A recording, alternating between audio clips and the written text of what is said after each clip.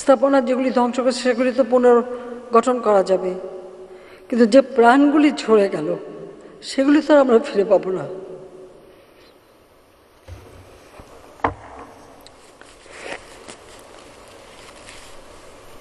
কারণ আমি জানি যেখানে আমার কোনো ঘাটতি ছিল না, যারা বসেছিল আমি বারবার আলোচনা, তাদের দাবি মানা সব থেকে, আর যার দাবি মানব কি, যেটা আমি করে দিয়েছি সেটাই তো, এটা তো আমারই করা, ইস্যুটা তো আমারই, আমিও আপিল করা হয়েছে অ্যাপেলের ডিভিশনে।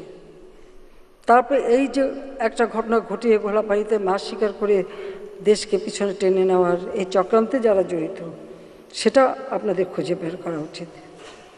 ওই ৭১-এ যারা পাকিস্তানি হানাদার বাহিনীর দোসর ছিল তাদের চক্রান্ত বারবার আমাদের দেশকে পিছিয়ে নিয়ে গেছে।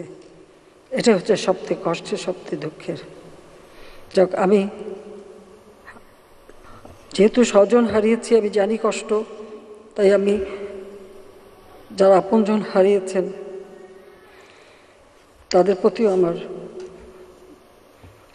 সহমর্মিতা জানাচ্ছি।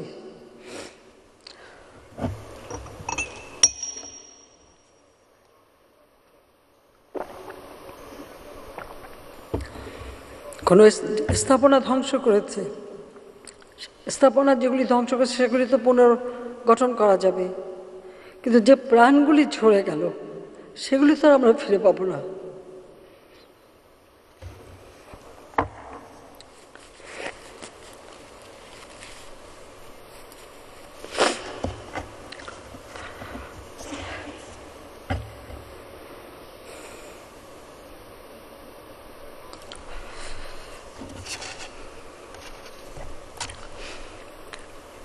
উপস্থিত সুধীমণ্ডলী, জাতিপিতা বঙ্গবন্ধু শেখ মুজিব চেয়েছিলেন এদেশের মানুষের জীবন মান উন্নত করতে।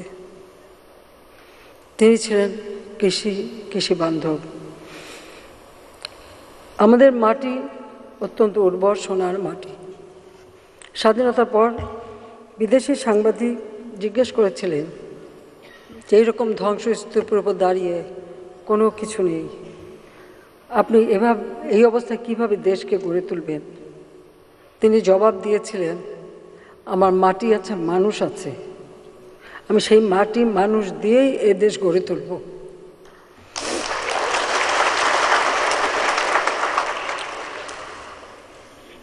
৯ মাসের মধ্যে তিনি আমাদের একটি সংবিধান উপহার দিয়েছিলেন, যে সংবিধানে মানুষের সকল মৌলিক অধিকারের কথা সুনিশ্চিত করে বলা আছে।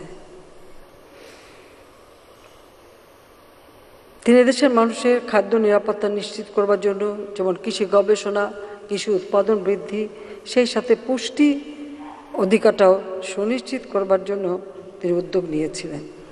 এবং তিনি বলেছিলেন, আমি কোট করছি, বলেছিলেন, মাছ হবে বাংলাদেশের দ্বিতীয় প্রধান বৈদেশিক মুদ্রা অর্জনকারী সম্পদ, আনকোড।